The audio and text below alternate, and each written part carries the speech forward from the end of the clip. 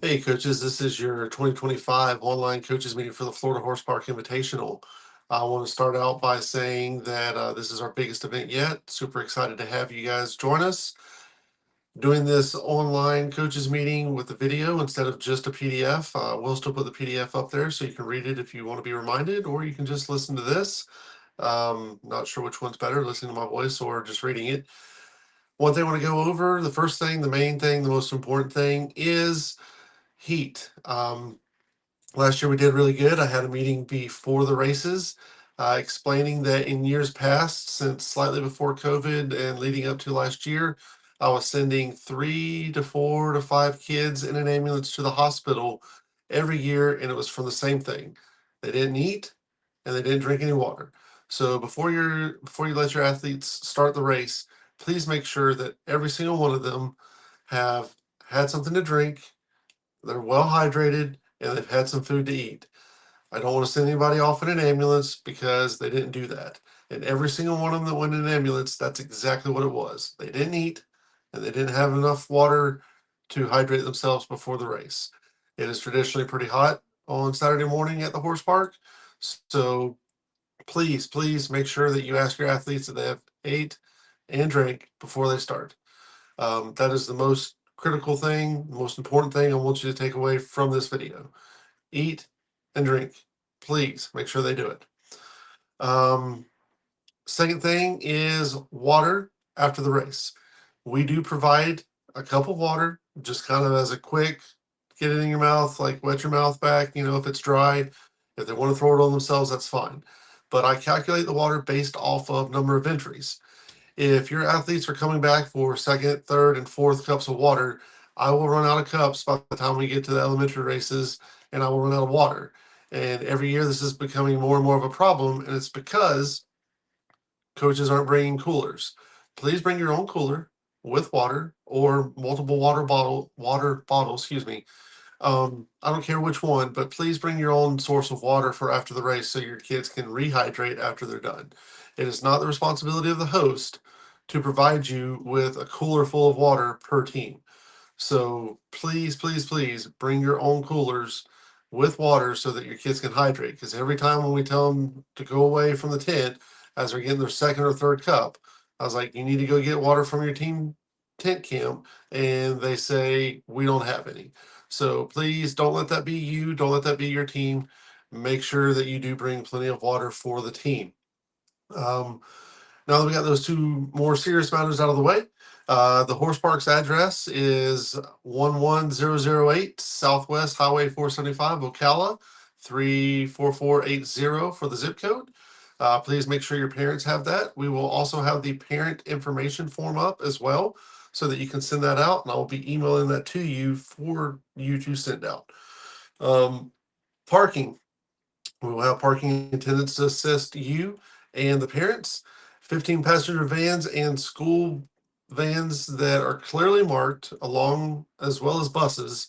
We will be sending you to the left as soon as you get into the park. Parents and everybody else will be going to the right. Buses, team vans, they won't have to pay if they go to the left. If you're a coach driving a few students in a regular car, we are going to make you park to the right. This year, I will be sending out uh, GoFan comp tickets. So each coach will get one per gender. If you need a third, please email me, but please keep in mind these are for coaches, not parents. This event is a fundraiser to help Vanguard High School out, the Vanguard cross country team. So, we make our money off of the $10 parking. So please do not take advantage of that. But if you do need an extra comp ticket, please reach out to me as soon as possible. Um, let's see. Packet pickup will be in the green trailer, just like always, the lime green trailer near the finish line. So you can pick up your packets there. This year, you do not have to return your timing chips. The timing chips are actually attached to the bib numbers. So you'll be throwing those away. Timing will be provided by Half Mile Timing. And again, they're using the replacement bibs, so you do not have to worry about a $20 late fee. We are obtaining the cost of those chips, so You know, they're moving on away from the shoe chips, so just keep that in mind. Everybody needs to have the waiver that's on the website. I just need one per team. So I don't need one per individual. I don't need one. If you have a different boys and girls coach and want to give two different ones, that's fine. But please bring the waiver with you. That is how you will pick up your packet. You do not get your packet without the waiver. That is on the website, and that is on the form that's going to be right here that you can read the link to the form. So make sure you have that. I only need the second sign page. I don't need the front page with all the legal information, just the second side page. Races, varsity FHSA races, we're going to run 10 athletes. Just because you can run 10 athletes does not mean you should run 10 athletes. If they cannot run faster than 30 minutes, please put them in the JV race. At 30 minutes, we will switch the clocks over. We will also cut off the timing system.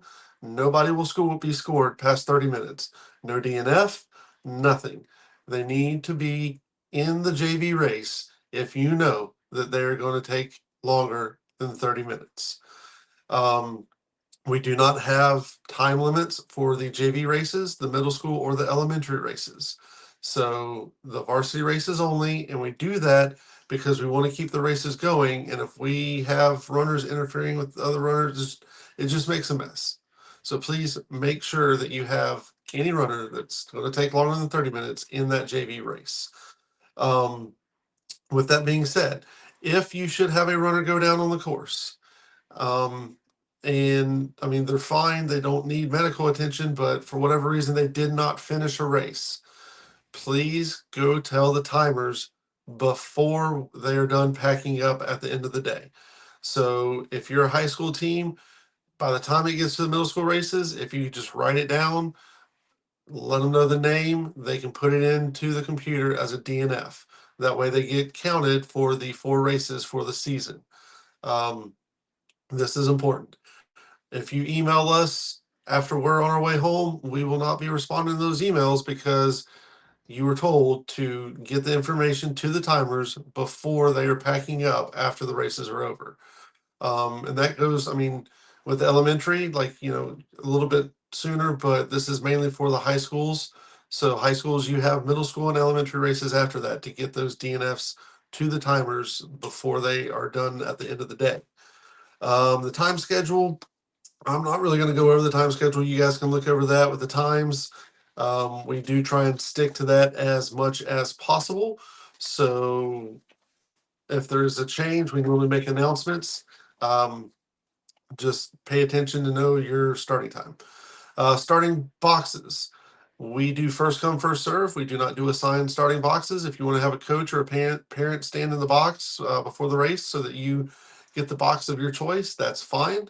We don't really have a problem with fighting or arguing over that.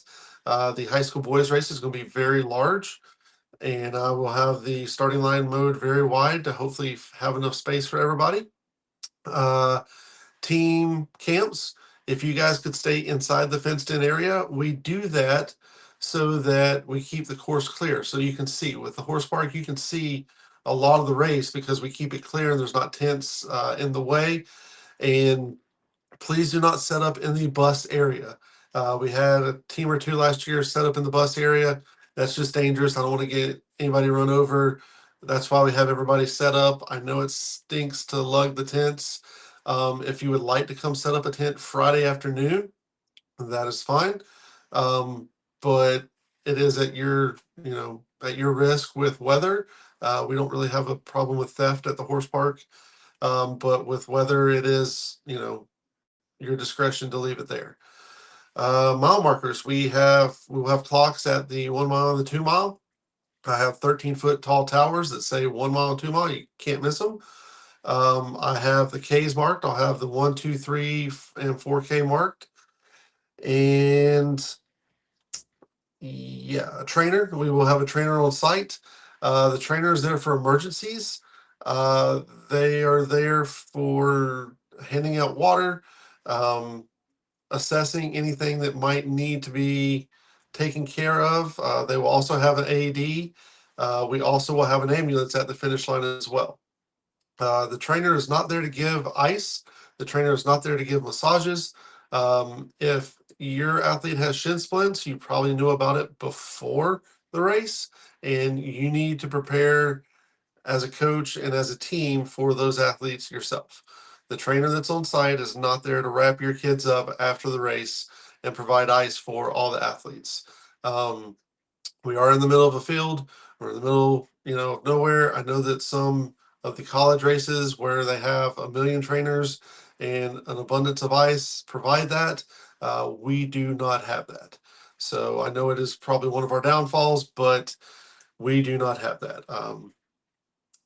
Water, we've already gone over that. Please make sure you bring water, bring cooler, make sure it's hydrated. Awards, we will do 30 minutes after the race is completed. That's just the protest period. So the boys race is the first race. 30 minutes after the completion of that, we will announce the top 10 can come get their medals, and the top 2 teams can come get their trophies. We'll take your pictures, and that way, if you want to get out of there quicker, you can. We've done this every year. We take the individual pictures, 10th, 9th. We don't do a 1 through 10 altogether. And we do that really for the convenience of the coaches and the parents, so that if they want to get home, they can get home and they still get their picture and they still get it published on runflorida.com. Results can be found. I'll have the link on here. The results can be found on B3R Sports or live at live.halfmiletiming.com. There will be porta potties located around the area. There are also the permanent bathrooms that will be near the parking area, so you can use those. If you did not rent a personal porta potty for your team, please make sure your athletes know that those are not for the community. Those porta potties are for the teams that purchase them. For sanitary reasons, some teams like to do that. And it also helps out with the financial part of the meet, as we do not charge additional money. We don't make any money off of it. We literally charge what they charge us for those portable toilets. We will have So Yummy Barbecue and Grill there serving breakfast. So please make sure that the parents know that they can buy breakfast there. They'll have coffee. I know that's important. So they will have coffee for everybody. Tropical snow will be there. So for the after race cool down, they can get some tropical snow. After the event's over, within 24 hours, I will have pictures going up onto the Run Florida site. In 48 to 72 hours, I will start loading the videos that we do with our drone for the races. If there's any weather information, I will post on X, formerly Twitter, on the Run Florida Twitter. And that's mostly it. The main thing is please be polite to the volunteers, the Vanguard volunteers. They're there helping me out. They're not there to ruffle any feathers. If there's ever an issue with something like that, feel free to email me, Dusty at B3R Sports, Dusty at Run Florida, either one of those, B3R Sports at Gmail. All 3 of those I will answer. I think that's it. So again, thanks everybody for coming, and I will see you guys Saturday.